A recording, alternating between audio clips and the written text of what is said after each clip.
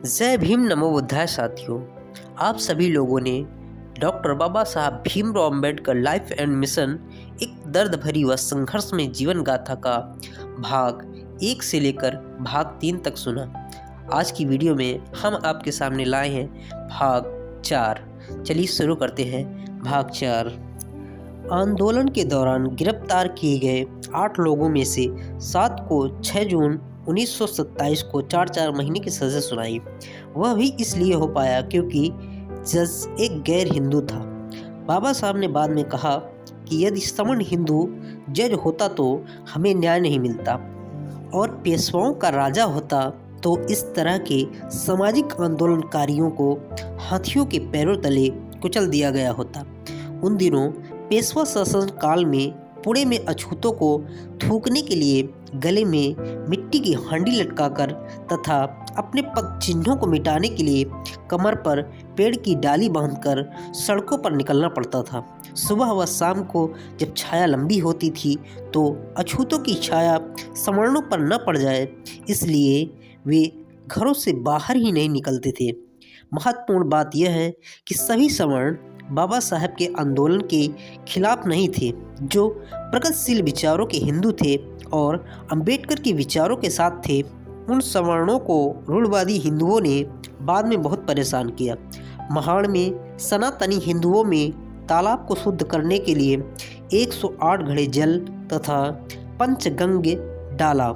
इसके बाद वे पहले की तरह उपयोग में लेने लगे।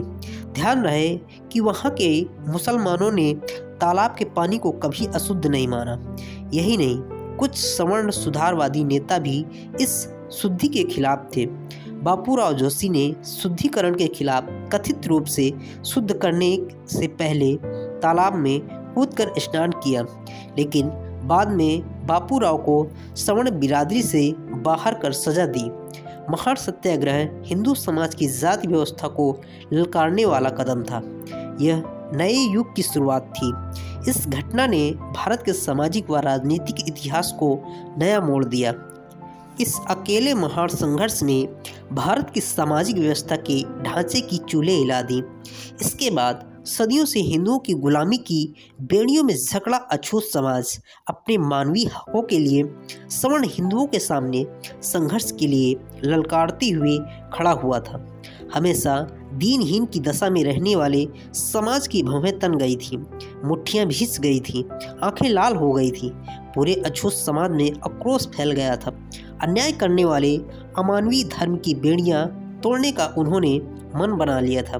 फिर उन्हें डॉक्टर भीमराव अंबेडकर जैसा प्रतिभाशाली नेतृत्व मिल गया तो संघर्ष की चाह 7वें आसमान पर चढ़ गई थी। वे अपने नेता की हर बात को मानने लगे। मरे पशुओं के मांस को खाना, खींचना, सवर्णों के घर रोटी मांगना आदि हे काम छोड़कर अन्य विकल्पों में अपनी रोजी रोटी तलाशने लगे। डॉक्टर अंबेडकर महाड़ तालाब के शुद्धिकरण को अपमान समझकर आगे रणनीति तैयार करने लगे। इधर अंबेडकर पर चारों ओर से आलोचकों के वैचारिक हमले होने लगे। अपने विरोधियों को वे बौद्धिक स्तर पर करारा जवाब देना चाहते थे। उधर सनातनी हिंदू भी शांत नहीं बैठे थे।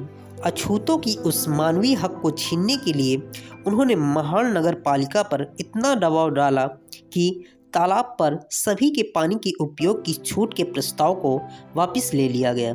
बाबा साहब के इस फैसले के खिलाफ कोर्ट में गए। अब महाराष्ट्र से बाहर पूरे देश में उनके संघर्ष की चर्चा होने लगी।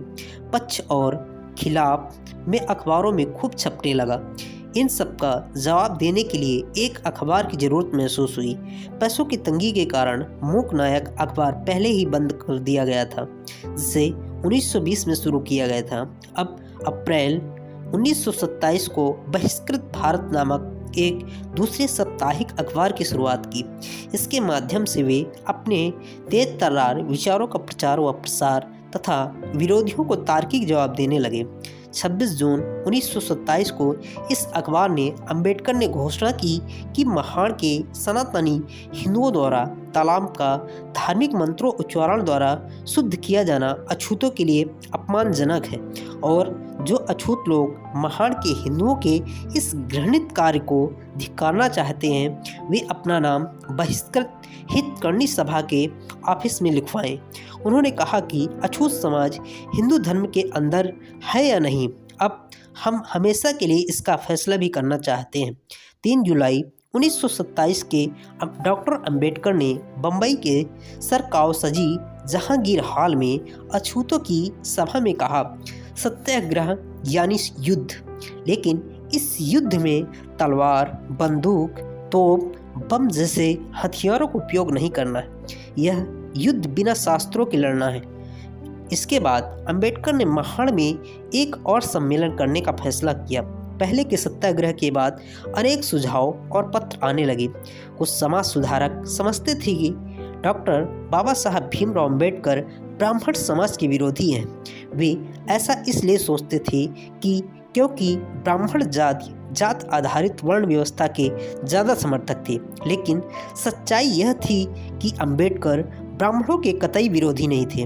वे तो ऊंच नीच को मान्यता देने वाली जात पात की व्यवस्था के समर्थक ब्राह्मणवाद के विरोधी थे। पुणे के सत्य शोधक आंदोलन के 2 प्रमुख नेताओं जवालकर और जेधे ने उन्हें एक पत्र लिखकर कहा कि वे महाड़ की इस आंदोलन का समर्थन करते हैं तथा इस सत्याग्रह में शामिल होना चाहते हैं, लेकिन इस शर्त पर कि कोई भी ब्राह्मण उसमें भाग नहीं ले। इस पत्र का बाबा साहब ने जो उत्तर दिया है वह ऐतिहासिक महत्व का है और उनकी मानवतावादी विचारधारा को स्पष्ट करता है। 29 जुलाई 1927 को बहिष्कृत भारत अखबार में उन्होंने लिखा, मेरा संघर्ष जातिगत आधारित वर्ण व्यवस्था के समर्थन करने वाले तत्वों के साथ है, किसी व्यक्ति या जात से नहीं। इस सत्याग्रह में पुणे की एक ब्राह्मण बहन अपनी पति के सहमत से शामिल होना चाहती है तो उसे क्यों रोकूं? मेरा संघर्ष ब्राह्मणवाद से है। प्रगतिशील और मानवीय प्रवृत्ति के ब्राह्मणों की सहायता को मैं क्यों नकारूं? हम उनके आभारी रहेंगे जो हमारे इस पवित्र कार्य में हमारी मदद करने के लिए आगे आएंगे। सारे ब्राह्मण दलितों का विरोध नहीं करते, जबकि कई गैर ब्राह्मण व दलित छुआछूत व आपस में जातिगत भेदभाव करते हैं। इस संबंध में समाज समता संघ का काम भी काफ़ी सराहनीय था। तिलक के बेटे श्रीधर पंत डॉक्टर अंबेडकर के मित्र थे, प्रगतिशील विचारों के थे। वह हिंदू धर्म की चतुर्वर्ण व्यवस्था को तानाशाही व्यवस्था मानते थे तथा अछूतोद्धार आंदोलन में बढ़ चढ़कर भाग लेते थे। डॉक्टर अंबेडकर ने 16 सितंबर 1927 में बम्बई में समाज समता संघ द्वारा एक अपील जारी की और लिखा, समाज समता संघ के उद्देश्य सूर्य के समान स्पष्ट व पहाड़ की तरह अभेद्य है। यह संगठन मुसलमानों से डरता नहीं, ब्राह्मणों से घबराता नहीं और सत्य शोधक को देखकर चौंकता नहीं। समाज इस संघ की नींव है जिसका धर्म कांच की चूड़ियों की तरह नाजुक या मिट्टी की तरह भुरभुरा न हो, जो संकीर्ण दकियानूसी विचारधारा का न हो, वही सच्चा मनुष्य इस संघ में आ सकता है। एक और महाड़ तालाब के कथित शुद्धिकरण के अपमान का जवाब देना था तो दूसरी ओर महाड़ नगर पालिका के श्रवण हिंदुओं के दबाव में आकर अपना 1924 का प्रस्ताव, जिसके अनुसार तालाब अछूतों के लिए खुला कर दिया था, 4 अगस्त 1927 को रद्द कर दिया। अंबेडकर ने दोनों चुनौतियों का मुकाबला करने का फैसला किया। महाड़ सत्याग्रह समिति की स्थापना के बाद 26 दिसंबर 1927 के दिन दोबारा सत्याग्रह के लिए तय किया गया। दूसरी ओर महाड़ सत्याग्रह के बाद पूरे इलाके के सवर्णों ने अछूतों का सामाजिक बहिष्कार की घोषणा कर दी। जमींदारों ने खेतों में बुलाना बंद कर दिया, बाजार की चीज़ों के अलावा अनाज तक बेचना बंद कर दिया। किसी न किसी बहाने अछूतों को अपमानित करना शुरू कर दिया। कई अछूतों पर तो झूठे मुकदमे चलाकर दंडित भी करवा दिया। तरह तरह की यातनाओं से अछूतों का जीना मुश्किल हो गया, लेकिन अछूतों का हौसला कम नहीं हुआ, निराश नहीं हुए, बल्कि सत्याग्रह की तैयारी में लगे रहे। महाड़ सत्याग्रह के संबंध में केसरी, कुलाबा समाचार, चाबुक सवार जैसे रूढ़वादी विचारों वाले अखबारों के संपादक डॉक्टर अंबेडकर के खिलाफ खूब लिखते थे। माला नामक अखबार के संपादक भाप टकर एक रूढ़वादी व अहंकारी हिंदू थे। 28 मार्च 1929 के अंक में उसने लिखा था, तुम हमारे मंदिरों व तालाबों को अपवित्र करना बंद कर दो, वरना हम तुम्हारी पीठ पर लाठियां बरसाएंगे। डॉक्टर अंबेडकर ने इसका मुंह तोड़ जवाब देते हुए लिखा, हम अपने प्रयास कभी नहीं बंद करेंगे और जो हमारी पीठ पर लाठियां बरसाएगा हम उनके सिर फोड़ देंगे। 19 मई 1927 के अंक में भालाकार ने लिखा, महारों को सवर्णों से भिक्षा में भोजन भी चाहिए और दूसरी ओर मंदिर तालाब में प्रवेश भी चाहिए। ये दोनों साथ साथ नहीं चल सकता। इसलिए अंबेडकर को सचेत करते हैं कि वह हमें गाली देने की बजाय अपनी जात में व्याप्त दुर्गुण पहले दूर करने की कोशिश करे। इन्हीं दिनों विदर्भ इलाके के अमरावती में अम्बा देवी के प्रसिद्ध मंदिर में अछूतों के प्रवेश का सवाल खड़ा हुआ। 13 नवंबर 1927 को वहां अंबेडकर की अध्यक्षता में दलित जात परिषद का सम्मेलन हुआ। अपने भाषण में उन्होंने कहा, दक्षिण अफ्रीका की वर्ण भेद नीति की हिंदू कड़ी निंदा करते हैं, लेकिन भारत में वे खुद वर्ण भेद का समर्थन करते हैं। सम्मेलन के बाद ही अंबेडकर को तार मिला कि बम्बई में उनके बड़े भाई बालाराम का 12 नवंबर 1927 को देहांत हो गया। इस तरह अछूतोद्धार आंदोलन के दौरान बाबा साहब को पारिवारिक दुखों को भी झेलना पड़ा। इसलिए परिषद का कामकाज कुछ समय के लिए स्थगित कर दिया। बालाराम फर्स्ट ग्रेनेडियर पलटन में वादक थे। उन्होंने इंग्लिश में 6ठी कक्षा पास की थी। वे अच्छे वक्ता, वादक व गायक थे। बाद में मुंबई नगर पालिका में क्लर्क पद पर स्थायी हुए। अभी रिटायरमेंट में 6 महीने बाकी थी। जब बाबा साहब विदेशों में अध्ययन करते थे तो परिवार बालाराम जी के साथ ही रहता था। उस आर्थिक विकट के दौर में भी बड़े भाई ने पूरा सहारा दिया। बड़े भाई के देहांत से बाबा साहब असहाय हो गए। बाबा साहब का बहुत दुख हुआ कि वे अपने बड़े भाई के अंतिम दर्शन भी नहीं कर सके। सामाजिक कार्यों को प्राथमिकता देने के कारण अपने परिवार को समय नहीं दे सकने वाले डॉक्टर अंबेडकर जैसे महापुरुष विरले ही हुए हैं। बड़े भाई बालाराम जी बहुत दयालु व निर्भीक व्यक्ति थे। वे बाद में पलटन छोड़कर बम्बई आकर म्यूजिक व्यवसाय से गुजारा करते थे। उन्होंने काफ़ी ग्रंथों का अध्ययन किया था। अंग्रेजी में अच्छा भाषण देते थे। बाद में बम्बई म्यूनिसिपैलिटी में क्लर्क की नौकरी मिली। वे सामाजिक आंदोलन में भी बढ़ चढ़ कर भाग लेते थे। बाबा साहब जब विदेशों में अध्ययन करते थे तो पीछे आंदोलन की बागडोर इन्होंने ही संभाल रखी थी। वे युवाओं को सामाजिक क्रांति के लिए आह्वान करते थे।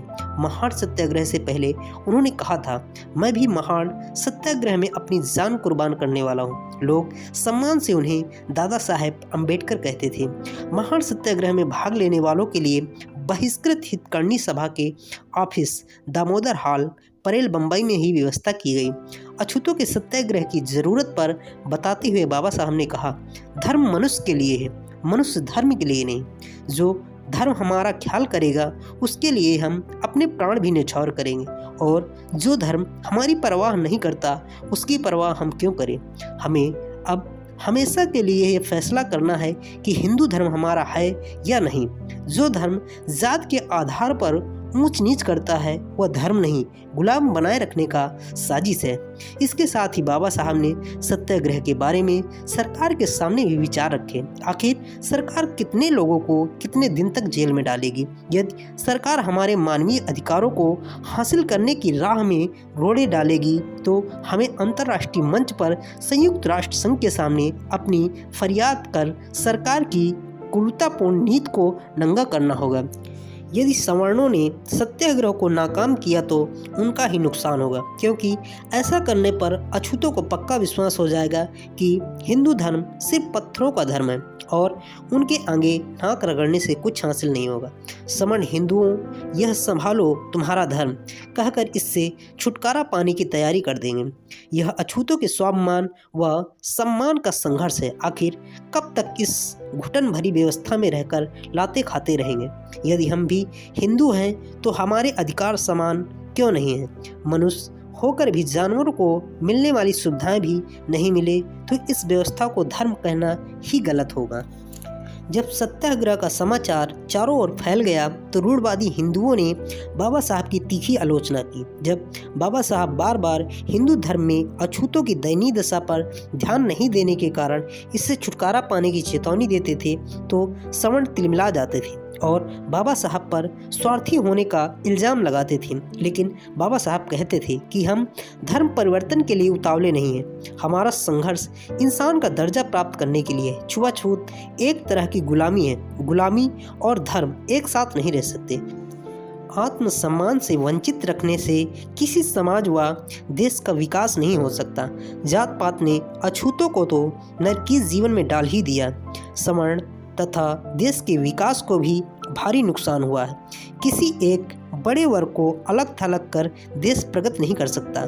इसलिए अछूतों के उद्धार का काम खुद के उद्धार तक सीमित नहीं बल्कि हिंदू धर्म के उद्धार के लिए यह राष्ट्र हित का कार्य है। महाड़ में दलित जात परिषद तथा सत्याग्रह की तैयारी जोर शोर से चल रही थी और इधर पुणे में भी सभी ओर चर्चा होने लगी। महाड़ सत्याग्रह का दिन ज्यों-ज्यों नज़दीक आ रहा था त्यों-त्यों महाड़ का सामाजिक माहौल भी गरमाने लग गया। लगभग 5000 अछूतों ने सत्याग्रह में शामिल होने के लिए अपना नाम लिखवाया। सत्याग्रह को नाकाम करने के लिए हिंदुओं ने वीरेश्वर मंदिर में सभा बुलाई। इसमें पुणे से आए हिंदू सभा के कार्यकर्ताओं ने हिंदुओं को अपने धर्म की रक्षा की दुहाई दी, लेकिन कुछ सुधारवादी हिंदुओं के कारण सफल नहीं हो सकी। महाड़ के सवर्णों ने दलित जात परिषद के लिए जगह देने से मना कर दिया। आखिर एक मुसलमान से जगह लेकर पंडाल बनाया। महाड़ के हिंदू व्यापारियों ने परिषद के कार्यकर्ताओं का सामाजिक बहिष्कार कर दिया। राशन व अन्य सामग्री देने से मना कर दिया। इसलिए भोजन पानी आदि सामग्री महाड़ के बाहर से लानी पड़ी। महाड़ में बाहर से आए हिंदुओं ने 19 दिसंबर 1927 से ही पंडाल डाल दिया। माहौल को गर्म होता देखकर सरकार के प्रतिनिधि भी वहां डेरा डालकर बैठ गए। तालाब के चारों ओर से घेरने के लिए सनातनी इकट्ठा हो गए थे।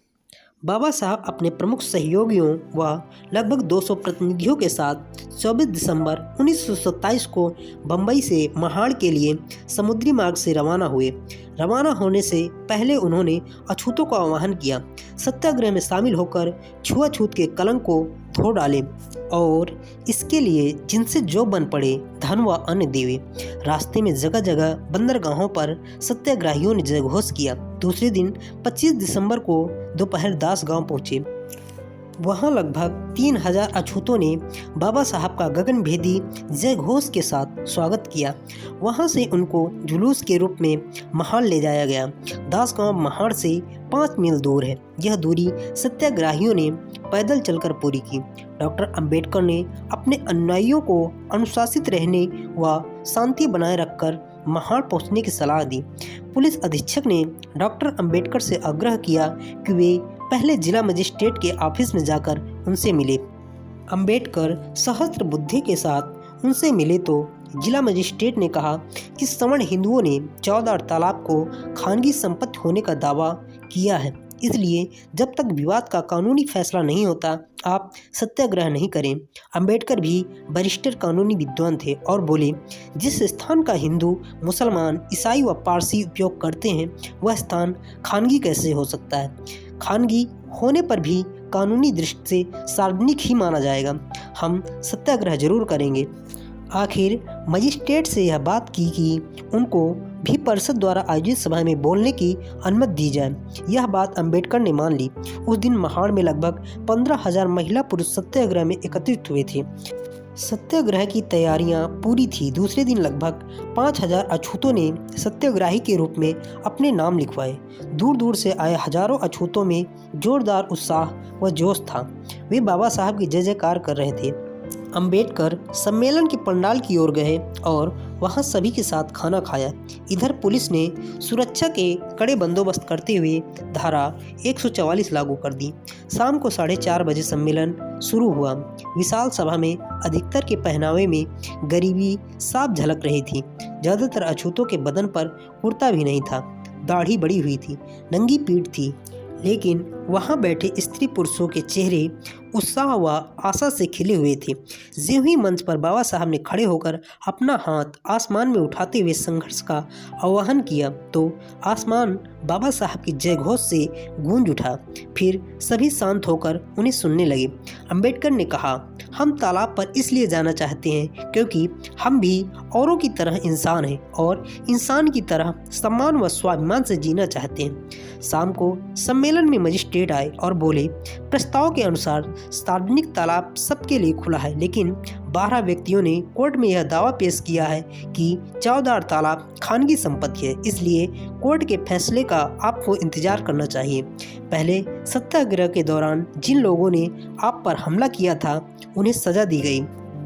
यदि आप भी कानून तोड़ेंगे तो आपको भी सजा भुगतनी पड़ सकती है। एक शुभचिंतक के नाते मैं आपको सलाह देता हूं कि आप कोर्ट के फैसले तक सत्याग्रह स्थगित रखें। वे यह कहकर चले गए।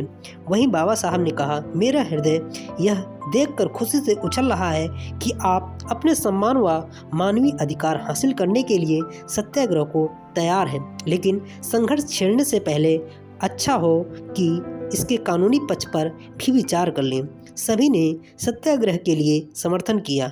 भीड़ में अपार जोश था। हालात से मजिस्ट्रेट को अवगत करा दिया। रात को मजिस्ट्रेट ने सारी स्थिति को ध्यान में रखकर अंबेडकर से लंबी चर्चा की और सभी नेताओं की बैठक भी हुई थी। वहाँ 2 समाज सुधारक सवर्ण नेताओं ने सत्याग्रह का समर्थन किया और विश्वास जताया कि अंबेडकर जैसा ज्ञानी व प्रतिभाशाली नेता तुम्हारे दुख जरूर दूर करेंगे, लेकिन फिलहाल स्थगित करना उचित होगा। लंबे विचार विमर्श के बाद यह तय हुआ कि कोर्ट का फैसला होने तक सत्याग्रह स्थगित किया जाए और इस फैसले से मजिस्ट्रेट को अवगत करा दिया गया। साथ ही यह तय किया गया कि सुबह तालाब का चक्कर लगाता हुआ जुलूस निकालकर सम्मेलन समाप्त कर लिया गया। दूसरे दिन 27 दिसंबर की सुबह अंबेडकर ने सत्याग्रह स्थगित करने का प्रस्ताव खुद ही प्रस्तुत किया। अपने नेता को शांत और गंभीर देखकर सभा में शांति छा गई। अब लोगों के जोश व उत्साह को शांत करने का समय था। एक ही दिन में संघर्ष का नया मोड़ था, इसलिए अपार भीड़ को बहुत ही धैर्य व बुद्धिमत्ता के साथ समझाया। आप बहुत बहादुर हैं। जो समाज अपने अधिकारों के लिए प्राण न्यौछावर करने के लिए तैयार है, उस समाज की तरक्की को कोई नहीं रोक सकता। लेकिन अब ऐसी स्थिति पैदा हो गई है जहां हमें सत्याग्रह करने से पहले गंभीरतापूर्वक सोचना होगा। आप जानते हैं कि गांधी ने सत्याग्रह किया तो पूरा हिंदू समाज उनके साथ था, क्योंकि वह विदेशी सत्ता के खिलाफ था। लेकिन हमारा सत्याग्रह जाति व्यवस्था के समर्थक सवर्ण हिंदुओं के खिलाफ होने से सवर्णों से हमें तनिक भी सहयोग नहीं मिलेगा। आज यदि हम सत्याग्रह करते हैं तो यह सरकार के खिलाफ माना जाएगा, जबकि सरकार न्याय देने का भरोसा दे रही है। इसलिए हमें सरकार को जोश में लिए गए फैसले से नाराज नहीं करना चाहिए। बाबा साहब ने आगे कहा, हम सत्याग्रह स्थगित कर रहे हैं, इसका मतलब यह कतई नहीं है कि हमने संघर्ष करना बंद कर दिया है। जब तक चौदार तालाब पर हमारा भी अधिकार नहीं होगा, हमारी लड़ाई जारी रहेगी। मेरे भाइयों और बहनों, आप सभी यह भी मत समझो कि सत्याग्रह स्थगित होने से हमारा अपमान होगा।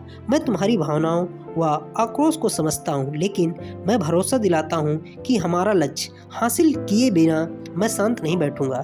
बाबा साहब द्वारा सत्याग्रह को स्थगित करने के प्रस्ताव को सुनकर जनसमूह में निराशा फैल गई, लेकिन सभी ने अपने महान नेता के विद्वतापूर्ण फैसले को स्वीकार कर लिया। दूसरे दिन सुबह एकत्रित जनसमूह का विशाल जुलूस चौदार तालाब की ओर रवाना हुआ। रास्ते में जयघोष के जोशीले नारों से महाड़ गूंज उठा। अधिकतर सवर्ण अपने घरों में बंद हो गए तथा रूढ़वादी हिंदू बदले की भावना में पूंछ कटी छिपकली की तरह तड़प रहे थे। 2 घंटे बाद जुलूस वापस सम्मेलन के मंच तक आया। बाबा साहब ने लगभग 1000 महिलाओं की अलग सभा में कहा, आप अपने आप को अछूत नहीं समझे, साफ सुथरा जीवन व्यतीत करें, साफ वस्त्र पहने, मन को निर्मल रखें और आत्म सहायता की भावना खुद में पैदा करें। अपने भाषण में उन्होंने धीमी आवाज में यह भी कहा, यदि तुम्हारे पति शराब पीते हों तो उन्हें खाना मत दो, अपने बच्चों को स्कूल भेजो। स्त्री शिक्षा व ज्ञान बहुत जरूरी है, इसलिए कष्ट उठाकर भी लड़कियों को शिक्षा दो। अपनी संतानों को इस प्रकार ढालो कि वे दुनिया में अपना नाम रोशन करें। पुरानी कुरीतियों को जितनी जल्दी हो सके छोड़ दो। मरे जानवर का मांस मत खाओ। दूसरे दिन बाबा साहब यह देखकर बहुत खुश हुए कि अपने अपने गांव लौटते समय स्त्रियों के पहनावे में सुधार हुआ था। शाम को अंबेडकर ने महाड़ के चमार मोहल्ले में सभा करी। वहां सभी अछूत जातियों में एकता व सामाजिक व आर्थिक जागृति का बिगुल बजाया। अपने ओजस्वी भाषण में उन्होंने कहा, सत्याग्रहियों का यह समूह वीरों का समूह है, इसलिए यहाँ जात पात का कोई भी स्थान नहीं है। तुम्हें सुख चाहिए या इंसानियत का सम्मान, यह तय कर लो। इंसानियत के बिना तुम्हारा वैभव व्यर्थ है। इंसानियत का हक हासिल करने के लिए संघर्ष में चमारों को भी शामिल होना चाहिए। इतिहास में अमर हो जाओगे, वरना आने वाली पीढ़ियां तुम्हें कोसेंगी। इस प्रकार महाड़ के संघर्ष का वह पड़ाव पूरा हुआ, लेकिन बाद में जब अंबेडकर को महसूस हुआ कि अब भविष्य में सत्याग्रह संभव नहीं होगा, तो 14 तालाब के पानी को अछूतों द्वारा उपयोग में लेने के लिए कोर्ट में दावा पेश कर दिया। अगले कई सालों तक मुकदमा चलता रहा और अंबेडकर पैरवी करते रहे। आखिर 17 मार्च 1937 को बम्बई हाई कोर्ट ने अछूतों के पक्ष में फैसला दिया। 10 वर्ष तक कई मुश्किलों का सामना करना पड़ा, लेकिन जिस सामाजिक सम्मान व स्वाभिमान के लिए संघर्ष कर रहे थे, उसमें खुद अंबेडकर व पूरे अछूत समाज की जीत हुई। महाड़ सम्मेलन के दौरान कुछ प्रस्ताव रखे गए। उनमें सबसे महत्वपूर्ण प्रस्ताव जो पारित हुआ वह था कि हिंदू स्मृति, स्मृति और पुराण को नकारा जाए तथा समाज में विषमता का जहर घोल रहे हिंदू ग्रंथ मनुस्मृति को जलाया जाए। सभी वक्ताओं ने एक स्वर में कहा कि मनुस्मृति अछूतों को सामाजिक, आर्थिक, राजनीतिक रूप से गुलाम बनाए रखने के लिए रचा गया एक षड्यंत्र है जो हमारी प्रगति में बड़ा बाधक है। इस कारण इसे जलाया जाना बहुत जरूरी है।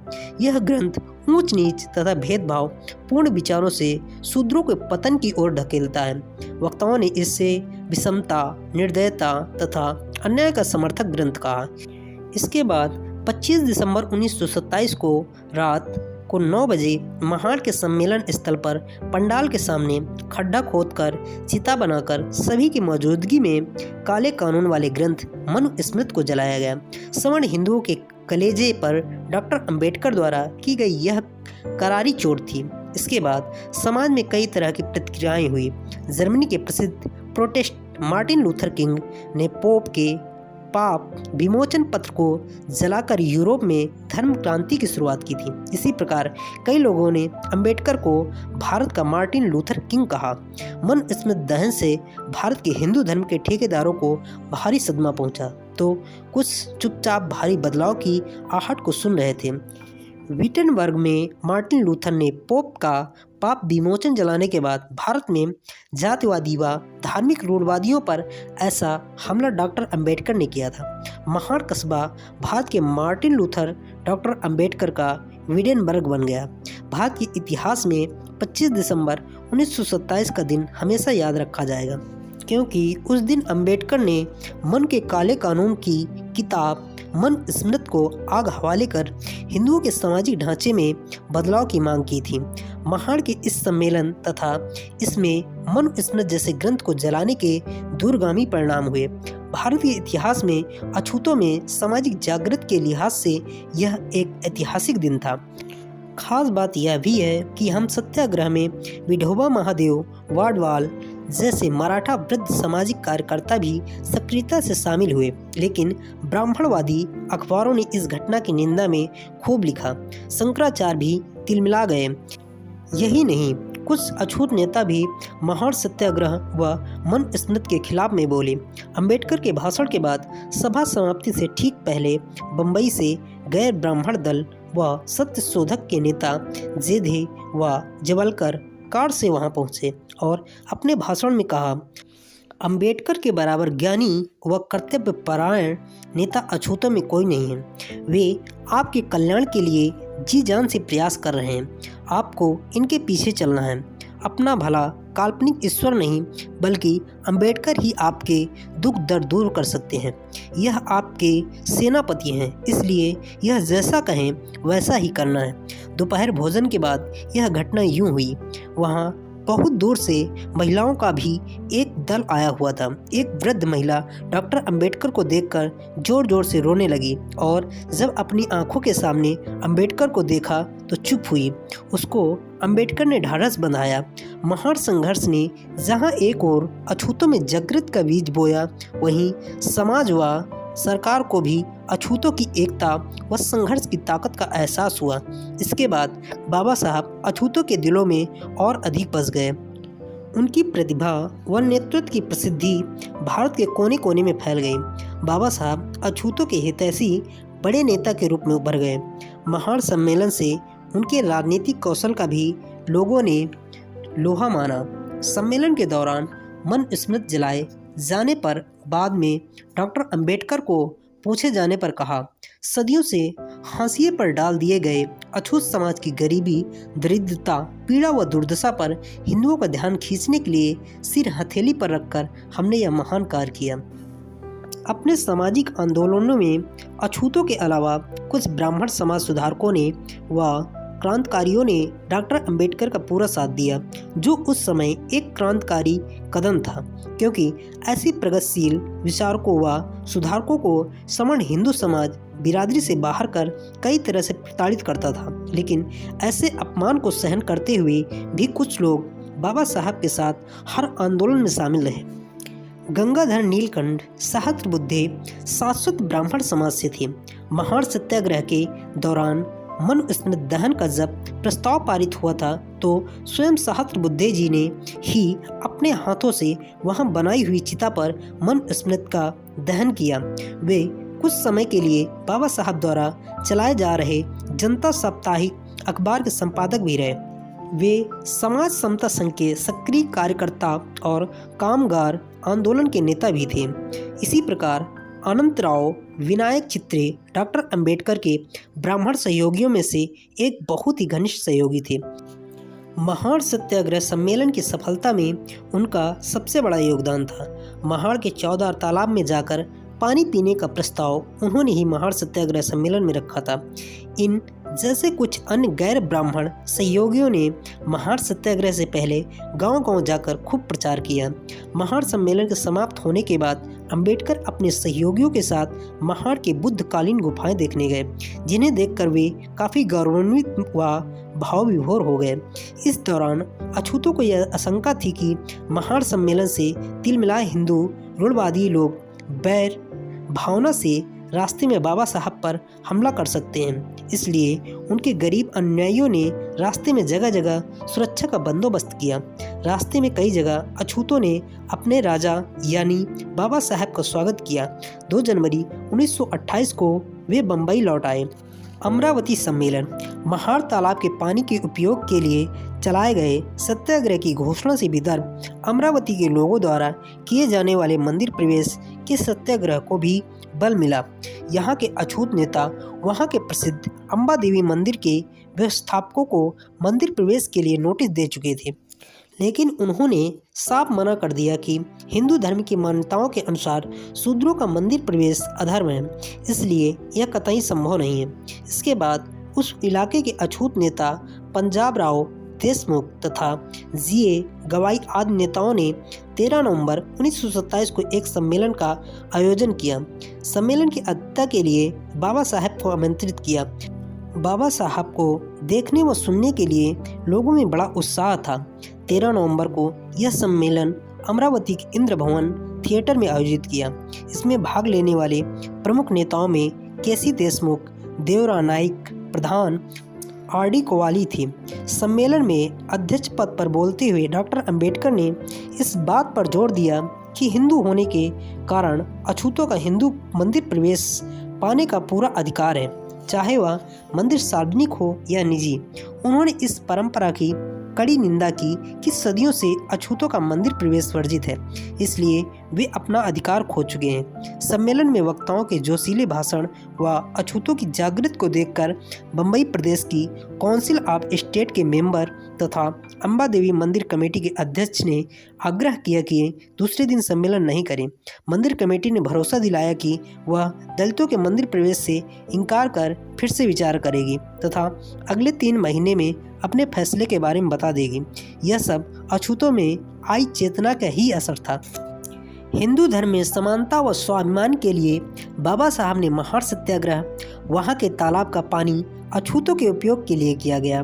तो दूसरा बड़ा आंदोलन नासिक सत्याग्रह, वहाँ के कालाराम मंदिर में अछूतों के प्रवेश के लिए किया गया।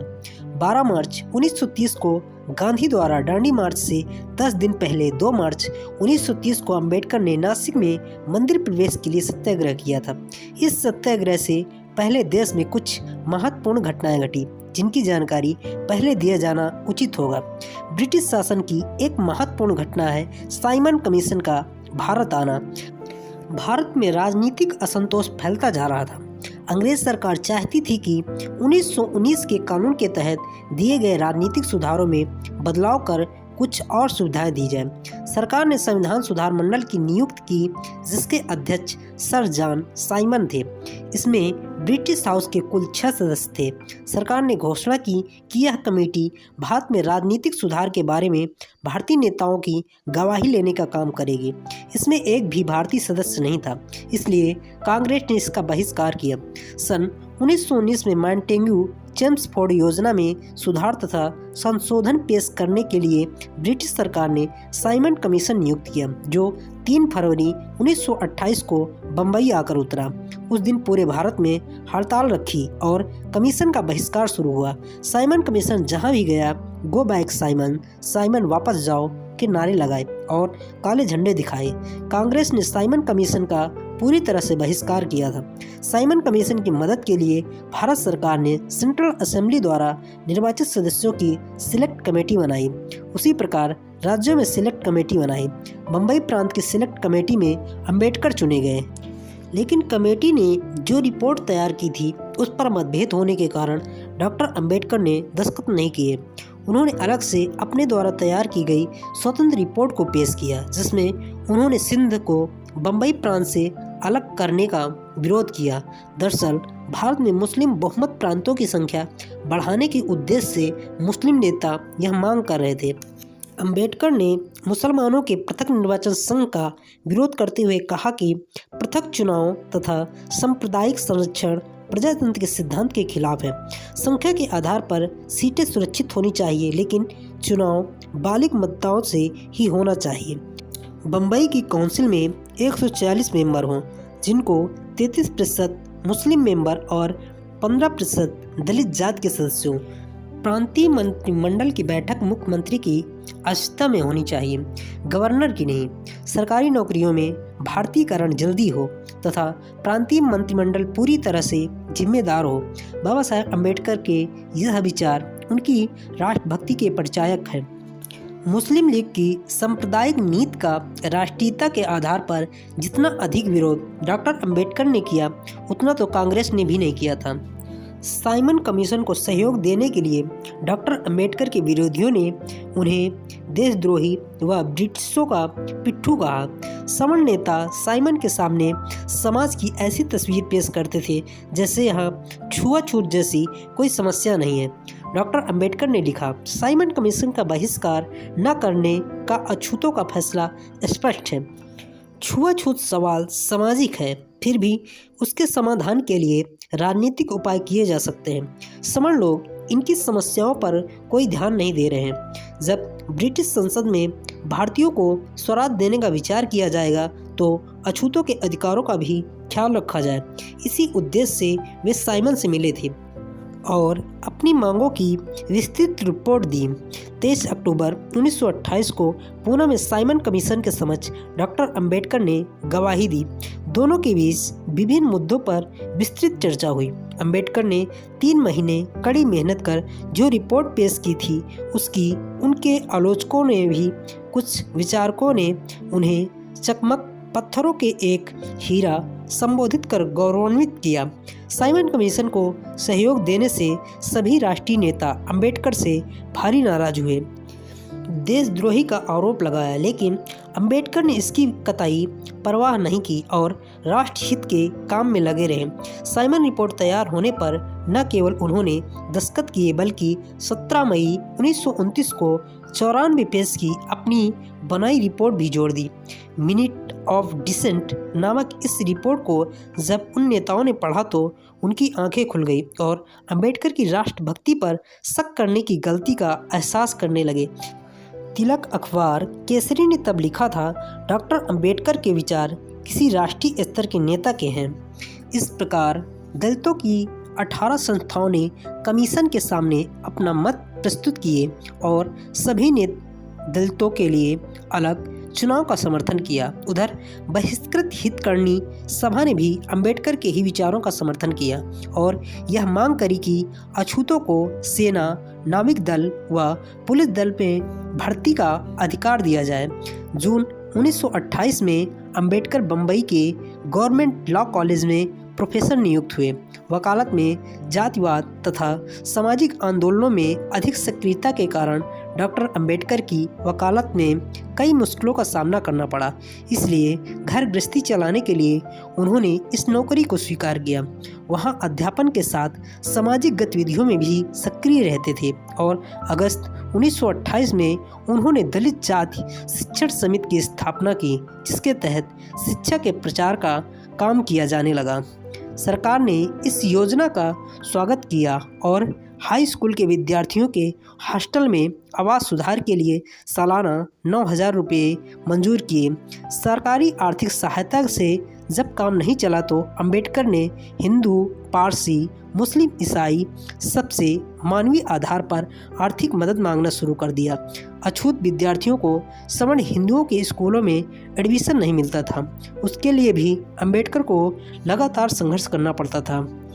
हिंदू धर्म में अछूतों की दयनीय दशा की तरफ सवर्णों द्वारा कोई ध्यान नहीं देने के कारण अंबेडकर में विद्रोह की भावना बलवती होती जा रही थी, लेकिन इसके बावजूद अब तक उनके मन में हिंदू धर्म को छोड़ने का विचार नहीं आया था। वे तो यही चाहते थे कि हिंदू व्यवस्था में ही सुधार हो और अछूतों को समानता का अधिकार मिले। अप्रैल 1929 में रत्नागिरी जिले में दलित जात परिषद का डॉक्टर अंबेडकर की अध्यक्षता में चिपलूण में सम्मेलन हुआ। यह खास बात यह थी कि उस समारोह में अंबेडकर ने अपने ब्राह्मण सहयोगी देवराज नाइक को भी बुलाया था, जिसने वैदिक मंत्रों के साथ हजारों अछूतों को यज्ञोपवीत पहनाए। ऐसा करना इसलिए जरूरी समझा ताकि रूढ़वादी हिंदुओं में सुधार के प्रति सोच पैदा हो, लेकिन काफ़ी समय तक प्रयासों के बाद भी ऐसा नहीं हो पाया। 29 मई 1929 को जलगांव की दलित जात परिषद में डॉक्टर अंबेडकर ने हिंदू समाज को चेतावनी देते हुए कहा कि समय के अनुसार सवर्ण हिंदुओं के व्यवहार में बदलाव नहीं हुआ तो अछूत समाज को किसी दूसरे धर्म का आश्रय लेना पड़ेगा। अछूत लोग अब मरे जानवरों को उठाने का काम नहीं करेंगे और समानता के हक के लिए अपना संघर्ष जारी रखेंगे। डॉक्टर अंबेडकर ने बंबई में समाज समता संघ की स्थापना की थी और यह संघ अछूतों के नागरिक अधिकारों के सक्रिय समर्थन में सतर्क और सचेत रहता था। इसी संघ के द्वारा 500 महारों को बंबई में मार्च 1928 में आयोजित सभा में जनेऊ धारण करवाए थे और अंबेडकर भी वहां मौजूद थे। दादर बंबई में हर साल गणेश उत्सव पर मेला आयोजित होता था। एक बार वहां के मुखिया ने समाज समता संघ को सूचित किया कि उस उत्सव में किसी भी अछूत को आने नहीं दिया जाएगा और उस पंडाल की तरफ तो आंख उठाकर भी नहीं देख सकते जिसमें गणेश प्रतिमा स्थापित होगी। इससे अछूतों में भारी आक्रोश फैला और मूर्ति स्थापना के दिन सैकड़ों अछूत वहां आकर अंदर जाने की मांग करने लगे। सवर्णों ने पुलिस को बुला लिया, लेकिन भीड़ वहां डटी रही। थोड़ी देर में वहां अंबेडकर आ गए। उन्होंने एक ओर आक्रोशित भीड़ को शांत किया तो दूसरी ओर उत्सव के आयोजकों को समझाया कि यह एक सार्वजनिक उत्सव है और इसमें भाग लेने के लिए अछूतों को नहीं रोका जा सकता। इसी बीच भीड़ बढ़ गई और उनकी मांग को नज़रअंदाज करना मुश्किल हो रहा था। आखिर आयोजकों ने मजबूर होकर अछूतों को पंडाल में आने की छूट दी। केसरी अखबार के संपादक बाल गंगाधर तिलक के पुत्र श्री धर्मपंत तिलक बाबा साहब के सामाजिक आंदोलन से काफी प्रभावित थे। और इनमें बढ़ चढ़ कर भाग लेते थे। दोनों में सगे भाई से बढ़कर प्रगाढ़ता थी। वह समाज समता संघ संगठन में बहुत सहयोग करते थे। उन्होंने तो इसकी शाखा का कार्यालय अपने घर में ही खोल दिया था। छुआछूत व जाति भेदभाव के अंधकारपूर्ण माहौल में उन्हें समाज सुधार के विषयों में आगे आकर जो साहस दिखाया वह बहुत ही सर्वश्रेष्ठ कार्य था। लेकिन बाद में उन्होंने आत्महत्या कर ली, जिससे एक साहसी समाज सुधारक खो दिया। हालांकि डॉक्टर अंबेडकर की सामाजिक गतिविधियां का क्षेत्र बम्बई प्रांत व महाराष्ट्र तक सीमित था, लेकिन उनकी प्रतिभा, योग्यता व नेतृत्व क्षमता की ख्याति पूरे भारत में पहुंच चुकी थी। वे अब राष्ट्रीय नेता का सम्मान पा चुके थे, लेकिन अब भी उन्हें कदम कदम पर हिंदू समाज से अपमानित होना पड़ता था। बम्बई सरकार ने अछूतों व आदिवासियों के शैक्षणिक, सामाजिक व आर्थिक सुधार के उपाय सुझाने के लिए एक कमेटी का गठन किया, जिसमें A.V. ठक्कर, डॉक्टर अंबेडकर और डॉक्टर सोलांकी 3 मेंबर थे। समिति के पास अलग अलग इलाकों से कई शिकायतें मिली कि अछूत विद्यार्थियों को अन्य के साथ क्लास में बैठने नहीं दिया जाता और उनको स्कूल के बरामदों में बैठना पड़ता है। कमेटी के एक मेंबर की हैसियत से डॉक्टर अंबेडकर एक स्कूल में गए तो हेडमास्टर ने उन्हें स्कूल में आने से रोक दिया। 23 अक्टूबर 1929 को खाना देश के एक दौरे पर अंबेडकर का फिर ऐसे ही अपमान किया। अंबेडकर जब 40 गांव रेलवे स्टेशन पहुंचे तो अछूत समाज ने उनका जोरदार स्वागत किया। स्वागत के बाद जब उन्हें अपने स्थान पर ले जाना चाहा तो सभी तांगे वालों ने डॉक्टर अंबेडकर को अपने तांगे में बैठाने से मना कर दिया। आखिर फिर एक तांगे वाला इस शर्त पर तैयार हुआ कि कोई अछूत तांगा चलाए और वह खुद पैदल चलेगा। डॉक्टर अंबेडकर तांगे में बैठ गए और एक अछूत ने घोड़े की लगाम संभाल ली, लेकिन उसे तांगा चलाने का अनुभव नहीं होने के कारण घोड़ा बिदक गया और तांगा पलट गया। अंबेडकर तांगे से ज़मीन पर बुरी तरह गिर पड़े। उनके दाएं पैर में फ्रैक्चर हो गया। बाबा साहब कई दिनों तक खाट पर लेटे रहे और पीड़ा झेलते रहे। इस चोट की पीड़ा उन्हें उम्र भर हल्के रूप में सताती रही।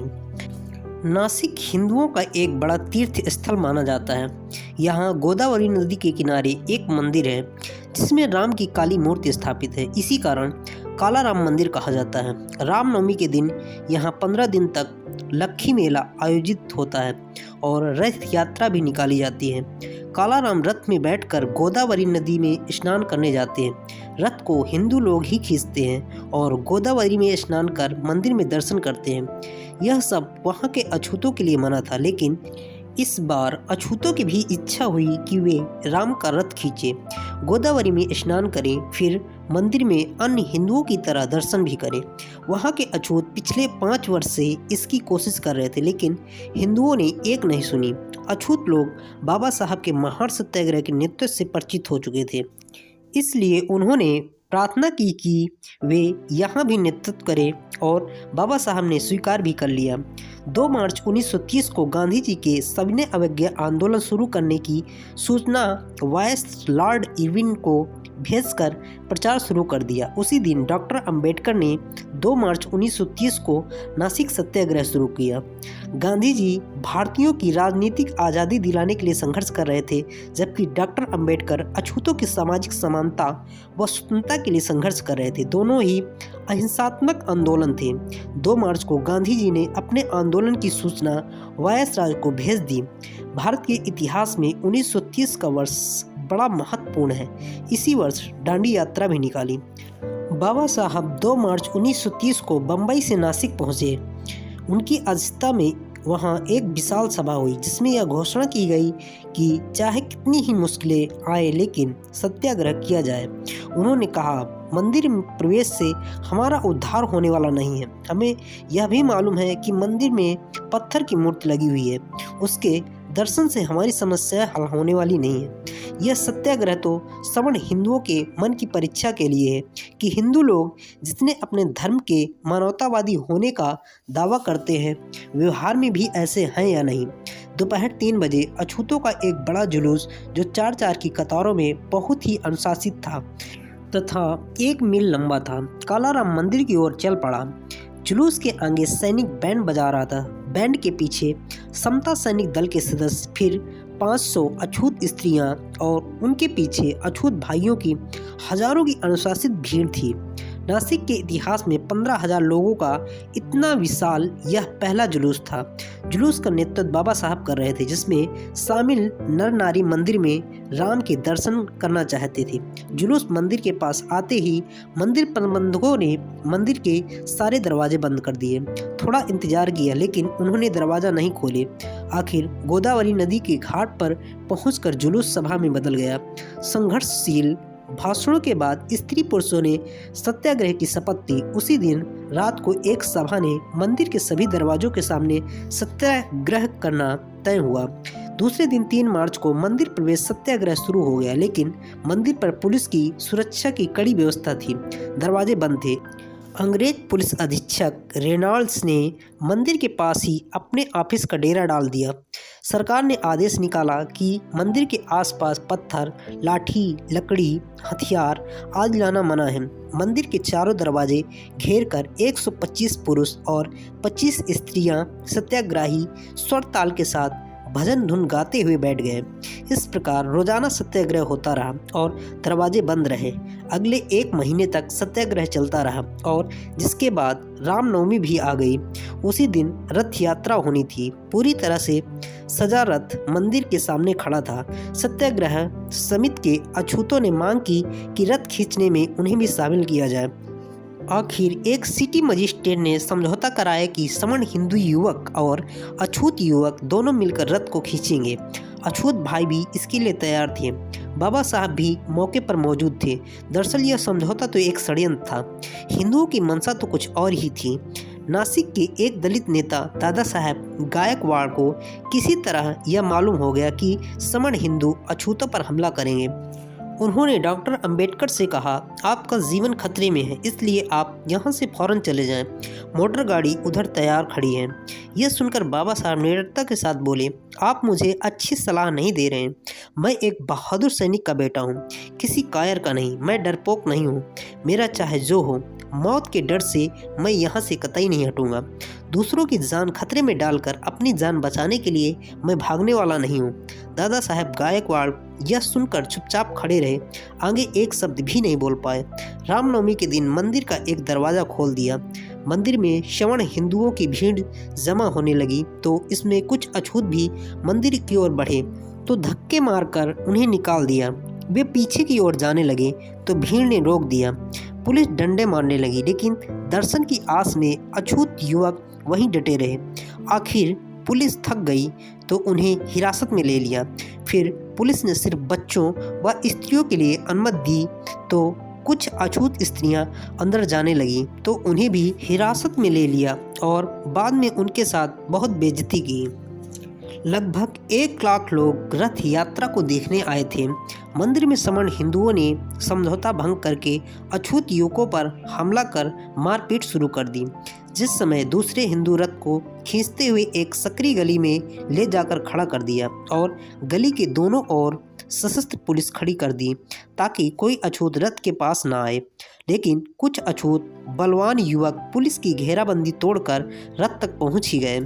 उन्होंने रथ की रास थाम ली और उसे खींचने वाले ही थे कि चारों ओर से उन पर पत्थर व लाठियों से हमला कर दिया। वे खून से लथपथ थे। इसी बीच डॉक्टर अंबेडकर भी वहां पहुंच गए। उन पर भी पत्थरों से हमला किया, जिससे उनको काफ़ी चोटें आई। दोनों पक्षों के बीच वहां जोरदार संघर्ष छिड़ गया। बाबा साहब अछूतों को अपने प्राणों से भी अधिक प्यारे थे। वे अपने नेता की रक्षा के लिए सतर्क और सचेत होकर उनको घेर कर खड़े हो गए। उस दिन पूरे नासिक में सवर्ण हिंदुओं और अछूतों के बीच खुला संघर्ष हुआ। इस संघर्ष में ज़्यादातर अछूत ही घायल हुए, क्योंकि उन्हें अहिंसात्मक रहने का आदेश अंबेडकर द्वारा मिल चुका था। यदि अछूत सवर्णों के हमले का करारा जवाब देते तो नतीजा कुछ और ही होता। पुरुषों के साथ अछूत महिलाओं को भी निर्दयता से पीटा और उनके साथ दुर्व्यवहार किया। दोनों ओर संघर्ष चल रहा था, फिर भी अछूत स्त्री पुरुष एक जुलूस के रूप में मार खाते व जान को खतरे में डालते हुए गोदावरी नदी की घाट की ओर जा रहे थे, जहां अछूतों को स्नान करने की मनाही थी। उस समय लगभग 5,000 सवर्ण नर नारी स्नान कर रहे थे तो कुछ पूजा पाठ में लीन थे। मौका देखकर कुछ अछूत स्त्री पुरुषों ने भी वहां स्नान करना शुरू कर दिया। यह देखकर पुलिस ने उन पर हमला कर दिया, लेकिन वे स्नान करते रहे। जहां जहां अछूतों ने स्नान किया वहां पुलिस ने गोदावरी नदी में कूदकर अपने डंडों से मारकर अपवित्र जल को पवित्र किया। इसके बाद सवर्ण हिंदुओं ने भी अछूतों पर हमला बोल दिया। गंभीर चोटें आई और खून से लथपथ हो गए। पूरे मेले में हाहाकार मच गया। इससे हिंदू तीर्थयात्रियों में भी भगदड़ मच गई। सब अपनी जान बचाने के लिए इधर उधर भागने लगे। इस तरह मेला भंग हो गया। इसके बाद बाबा साहब व उनके साथियों ने घायलों को अस्पताल पहुंचाया। इस आंदोलन में भी अछूत न तो कालाराम मंदिर में दर्शन कर सके, न रथ खींच सके और न गोदावरी नदी में स्नान कर सके। इसके बाद बाबा साहब व अछूत समाज की यह मान्यता और भी पक्की हो गई कि हिंदू धर्म में सदियों से सेवा कर रहे मेहनतकश अछूतों के लिए कोई स्थान नहीं है। इस सत्याग्रह के बाद अछूतों के आक्रोश को देखकर अगले 1 साल तक मंदिर प्रबंधकों को मंदिर के दरवाजे बंद रखने पड़े। मंदिर प्रवेश के लिए किया गया सत्याग्रह आखिर रथ यात्रा में केंद्रित हो गया। कलेक्टर ने रथ यात्रा की प्रथा ही बंद कर दी, क्योंकि रथ यात्रा के समय अंबेडकर के अनुयायी सत्याग्रह की घोषणा करते थे। रथ के बिना सिर्फ मूर्ति को स्नान करने के लिए ले जाने की इजाज़त दी गई। आखिर 1931 में उस पर भी रोक लगा दी गई।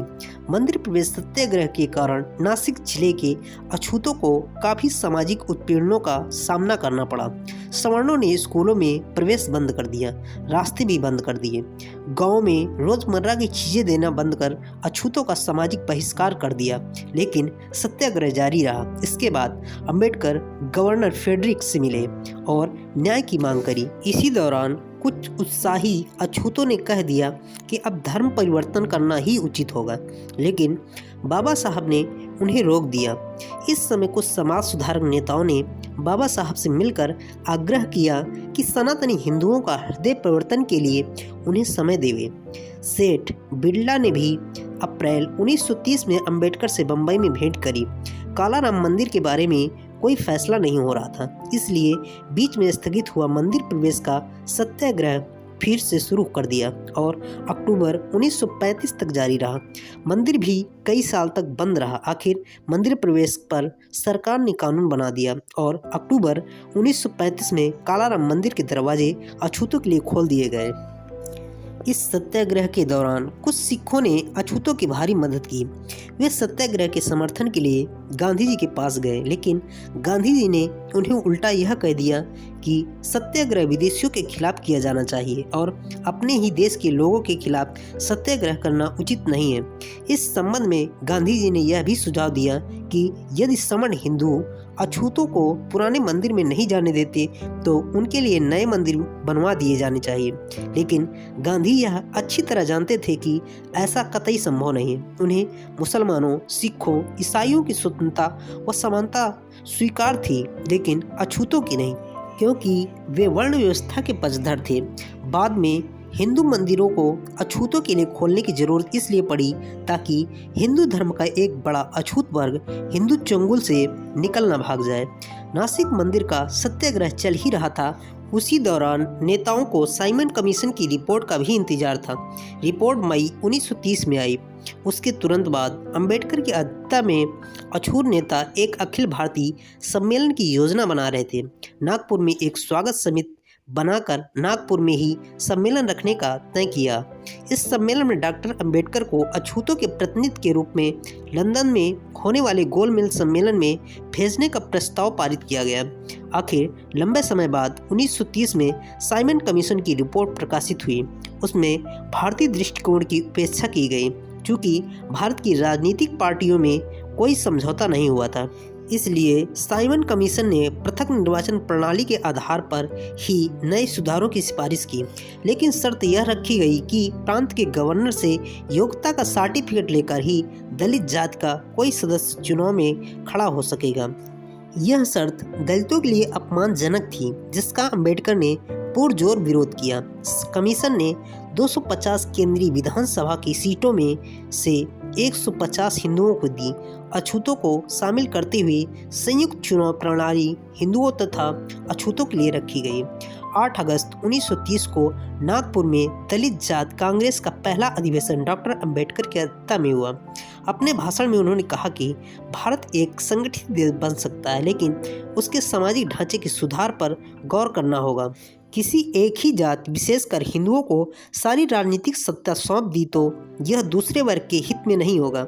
यदि एक वर्ग ही अपना वर्चस्व बनाए रखेगा तो लोकतांत्रिक व्यवस्था का गला घोटा जाएगा। एक व्यक्ति एक मूल्य का सिद्धांत खत्म हो जाएगा। उन्होंने सवर्ण हिंदुओं के अलावा पिछड़े, आदिवासी, कबीले व घुमक्कड़ समुदायों को भी उनकी संख्या के अनुसार अधिकार देने की भी मांग की।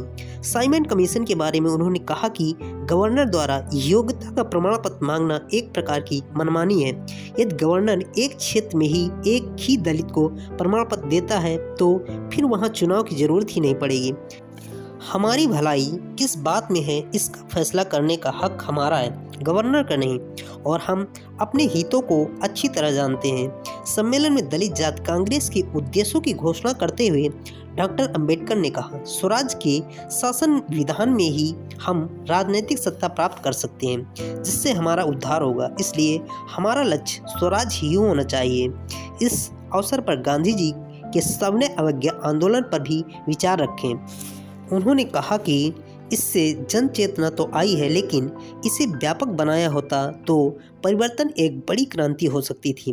अंबेडकर ने कहा कि क्रांति व सामाजिक परिवर्तन में बड़ा फर्क है। क्रांति से सिर्फ राजनीतिक सत्ता एक दल से दूसरे दल के हाथों में चली जाती है या एक देश से दूसरे देश के हाथों में। इसलिए अछूतों को सामाजिक परिवर्तन के लिए संघर्ष करना चाहिए। आगे कहा कि ब्रिटिश शासन में कुछ सामाजिक परिवर्तन हुए हैं, लेकिन स्वराज में ही अछूतों को राजनीतिक सत्ता हासिल हो सकती है। अंबेडकर ने गांधी व कांग्रेस दोनों की आलोचना की, क्योंकि कांग्रेस ने जात पात व छुआछूत के खिलाफ कोई लक्ष्य नहीं बनाया और गांधी ने भी इसके खिलाफ कोई सत्याग्रह या उपवास नहीं किया। इसलिए हमें इनसे अलग रहकर अपना रास्ता खुद तय करना चाहिए। नागपुर सम्मेलन में डॉक्टर अंबेडकर ने ब्रिटिश सरकार की खुलकर आलोचना की। उन्होंने ब्रिटिश शासकों को भी सभी नागरिकों के लिए समान कानूनी अधिकार नहीं देने का दोषी बताया। यह भी कहा कि ब्रिटिश काल में देश 29 बड़े अकाल पड़े, जिनमें 3 करोड़ लोग बेमौत मारे गए। देश में यह विकराल गरीबी अंग्रेजों की आर्थिक शोषणकारी नीतियों का परिणाम थी। इसलिए अंबेडकर ने दलित वर्ग को गुलामी की बेड़ियों को तोड़कर स्वराज हासिल करने के लिए आह्वान किया। उन्होंने चेतावनी दी कि केवल राजनीतिक शक्ति पाने से सभी समस्याओं का हल नहीं हो पाएगा। अतः अछूतों को सामाजिक सुधार व परिवर्तन पर जोर देना होगा, शिक्षा का प्रचार करना होगा, सामाजिक कुरीतियों व व्यक्तिगत बुराइयों को छोड़ना होगा तथा समाज के अन्य वर्गों के साथ साथ समान स्तर पर जुड़ना होगा। सम्मेलन के अंत में अंबेडकर ने कहा कि हमारा आंदोलन बहिष्कृत समाज के उत्थान के लिए होगा और इस देश में हम एक ऐसा समाज स्थापित करने में सफल होंगे जहां राजनीतिक, सामाजिक व आर्थिक क्षेत्र में हर व्यक्ति के अधिकार समान हों। इस सम्मेलन तक भी बाबा साहब के मन में हिंदू धर्म को छोड़ने का मन कतई नहीं हुआ था।